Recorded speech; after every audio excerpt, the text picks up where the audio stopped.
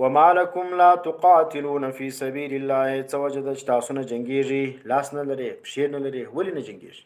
جهاد خو بس دغه دی چې اسباب در سره موجود وي، اسلحه موجوده ده، هر څه موجوده دي، ایټم هم لرئ، ټینکونه هم لرئ، پوځ هم لرئ، ولې پر اسرائیل حمله نه کوئ؟ ولې پر هندوستان حمله نه کوئ؟ وما لكم څه وجه ده لا تقاتلون في سبيل الله. اوس ته وایې جهاد چې کوم ده به ریاست کې او عام خلک چې کوم دی هغه جهاد نشي کولی، نو ټیک دی دا خبره به موږ ومنو چې عام خلک نشي کولی، نو ټوخی وکړه، ته ولې نه کوې؟